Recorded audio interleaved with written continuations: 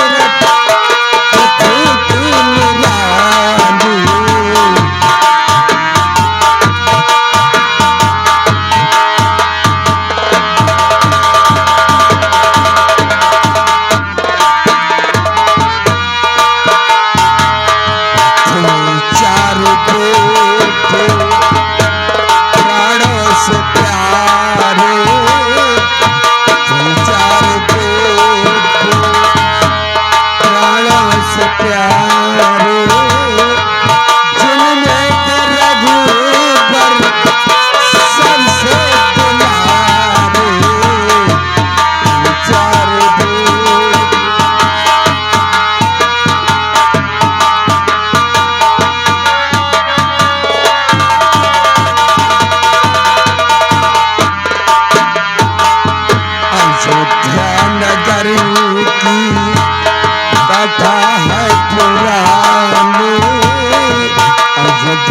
नगर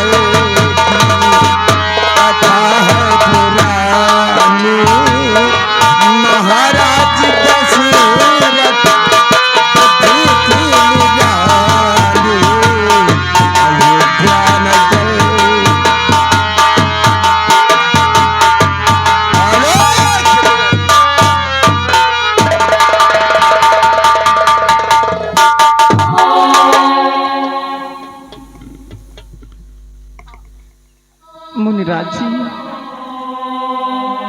मैं आपसे coat coat प्रणाम करती हूँ।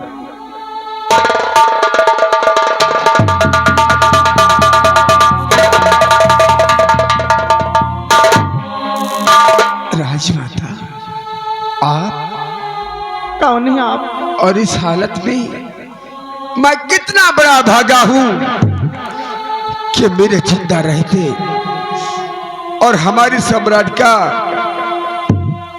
इतनी बड़ी मुसीबत उठा रही है। राजमाता। मुनिराज जी, आप कौन हैं? और आपकी आंखों में आंसू, आखिर आप कौन हैं? राजमाता, मैं कोई महात्मा नहीं बल्कि आपकी सेना का सेना नायक सेनापति प्रताप सिंह। क्या?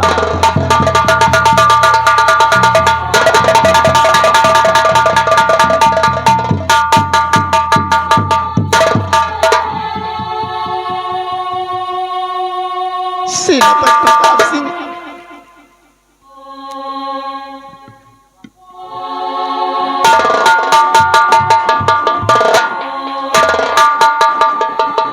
ये जो सामने समाधि है ये किसी दूसरे की नहीं, आपके ही बेटे की समाधि है।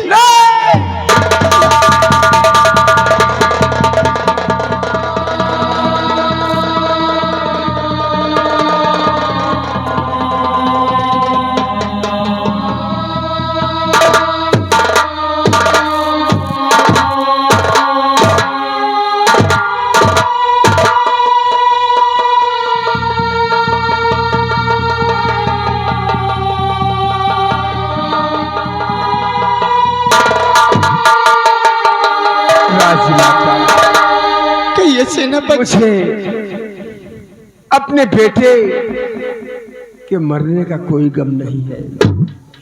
सबसे बड़ा गम तो आपके बच्चों का है, इसलिए मैं आपसे कुछ कहना चाहता हूँ। क्या कहना चाहती हूँ?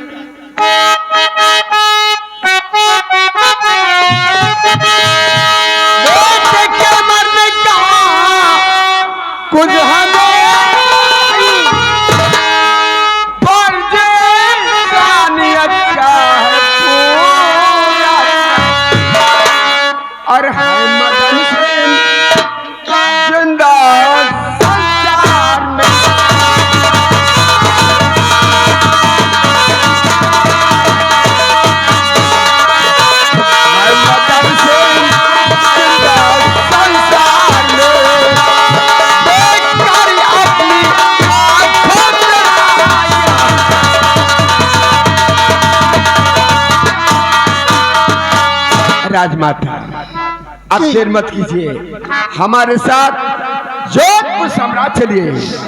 वहां के महाराज मान सिंह ने आपको बुलाया है। और बेटी राखी, तुम भी हमारे साथ चलो।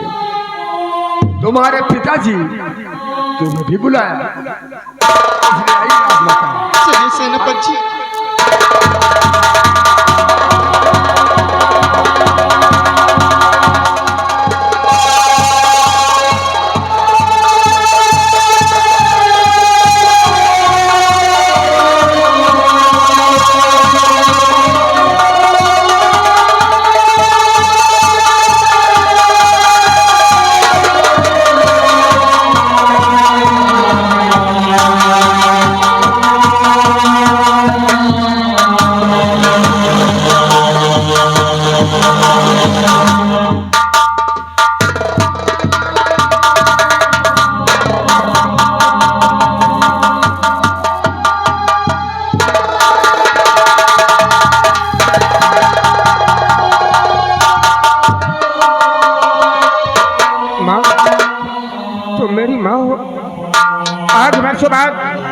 हमारी तुम्हारी मुलाकात हुई तो मैं क्या देखा, तुम किस लिबास में? माँ, माँ, बेटा, माँ, बेटा, तू कहाँ चला गया था मेरा लाल? मैं तेरे प्यार के लिए कितने दिनों से तड़प रही थी। हाँ मेरे लाल।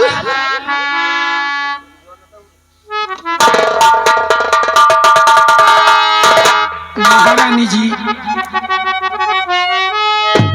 जिसके गम में सदा आप रहती दुखी, मत रो हमारी कहन मान लो। आपके दोनों बेटे खड़े सामने, आंखों खोल कर इनको पहचान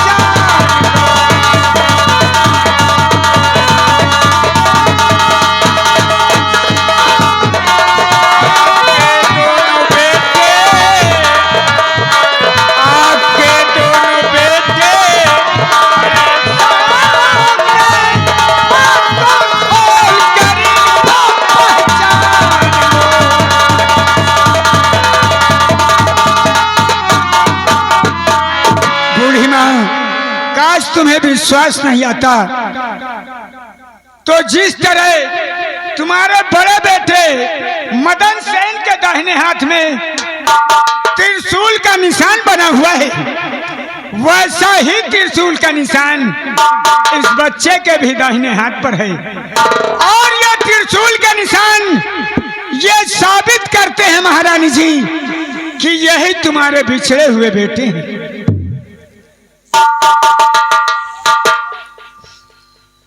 मेरे लाल, अरे मेरे बेटा, तू मेरे पास आया था और मैं ऐसी बदनसीब माँ हूँ कि मैंने अपनी बेटी को नहीं पहचान पाई। अरे मेरे लाल, एक बार अपनी माँ के सीने से लग जा। हाँ मेरे बेटे, हाँ बेटा। माँ, मैं भी आपके पास गया, ए न जान सका आप मेरी सगी माँ। माँ, माँ, बेटा,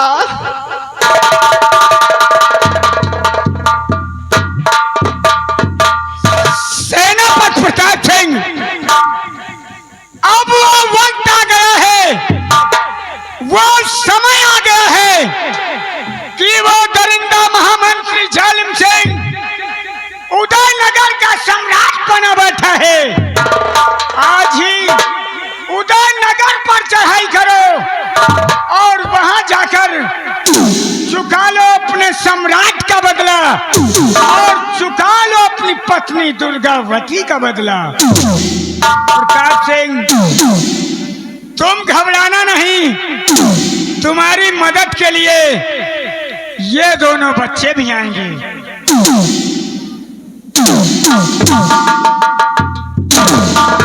महारानी जी, कहिए महाराज। तुम्हें भी इन बच्चों को साथ लेकर उदयनगर सेनापति प्रताप सिंह का साथ देना होगा।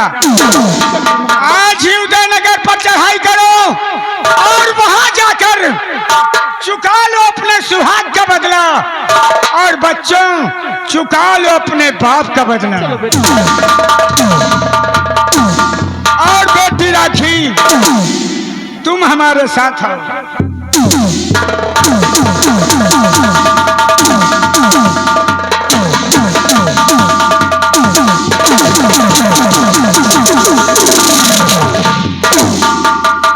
छोड़ुआ,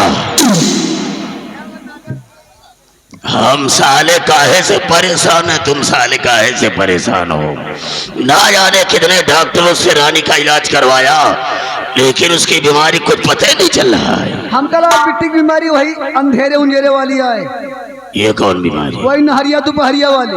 अबे साले बीमारी कौन है? धुंधुरके वाली, हवा बयार का चक्कर है। ओह, डॉक्टरों से तो इलाज करवाया था, लेकिन किसी झाड़ फूंक वाले को नहीं दिखाया था।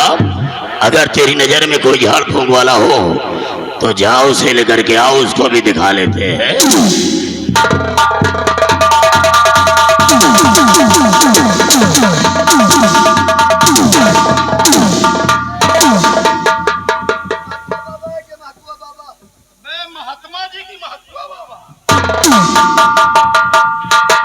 गुरुदेव, महात्मा जी, आप सुबह सुबह हमारे राज महल में? राजन, आपका नाम सुनकर आया हूँ। बहुत अच्छा किया गुरुदेव, कम से कम सुबह सुबह आपके दर्शन हो गए हैं। लेकिन महात्मा जी, इतनी जल्दी सुबह आने का कारण हम आपसे कुछ जानकारी चाहते हैं। अवश्य राजन। बोले महात्मा जी कि हम पूछना क्या चाहते हैं।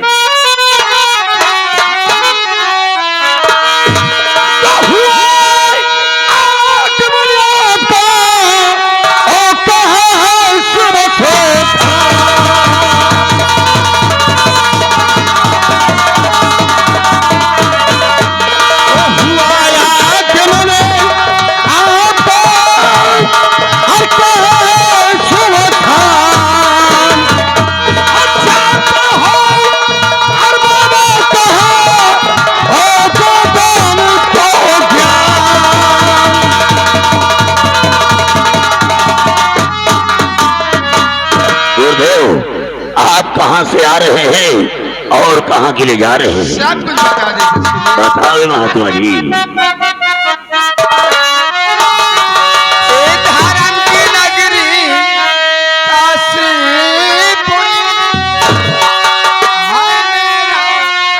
शुभ स्थान, और राजगुरु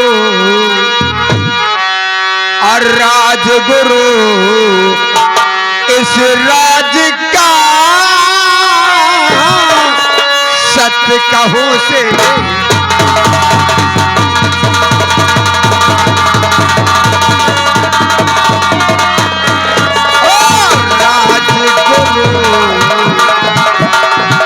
राजगुरु इस राज का सत्य कहूं।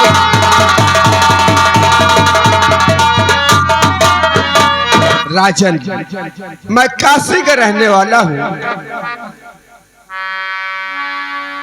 नहीं झुरवा, ये महात्मा जी काशी के पास ही आए। काशी के पास ही नहीं, काशी के निवासी है, निवासी यानी कि काशी के रहने वाले हैं।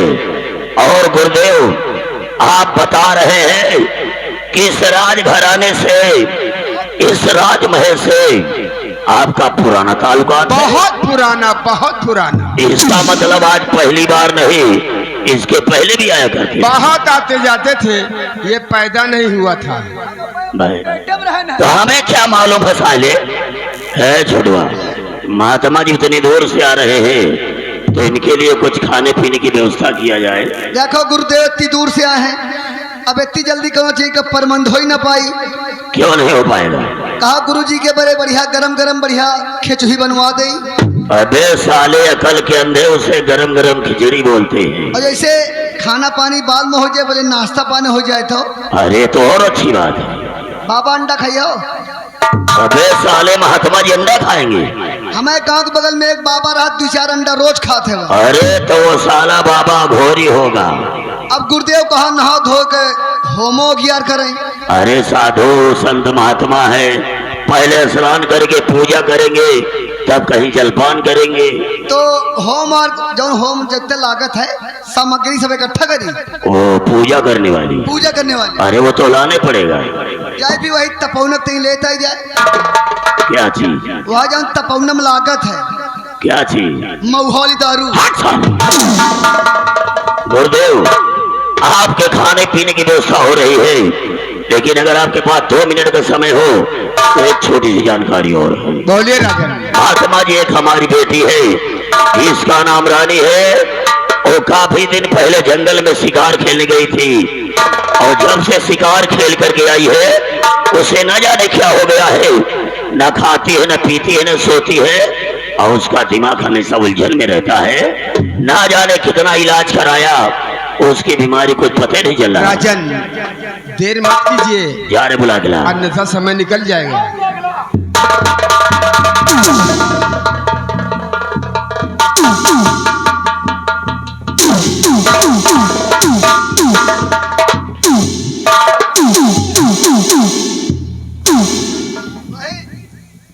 वही अंधेरे उंजली बीमारी है। महात्मा जी को प्रणाम करो बेटा। प्रणाम करो, प्रणाम करो।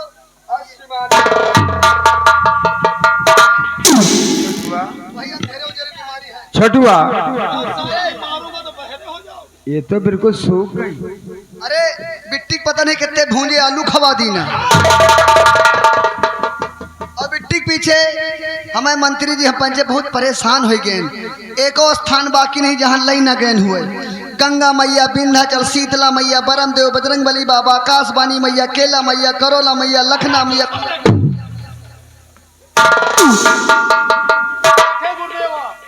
बाबा वही अंधेरे उंजली बीमारी है, वही धुंधुर के वाली। चुप हो जाओ।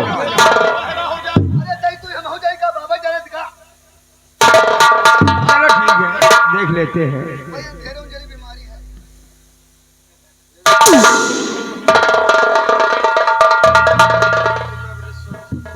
वही अंधेरे उंजली बीमारी है बाबा।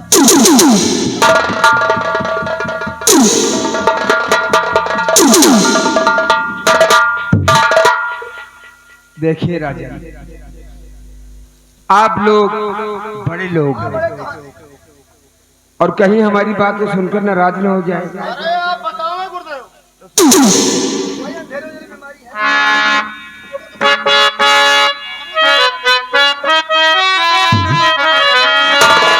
अरे खाए देख मसकी,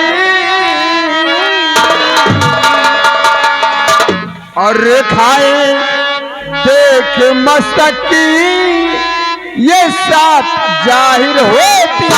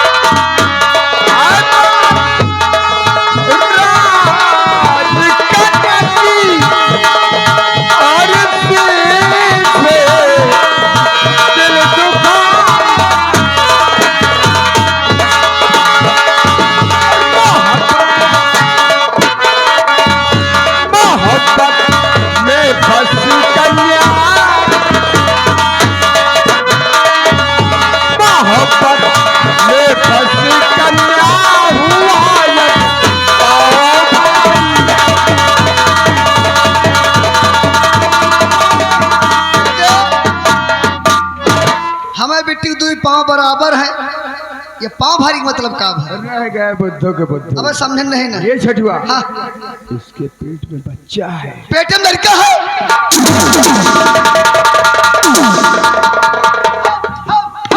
हम पहले रानी कहा रहे अंधो जो बीमारी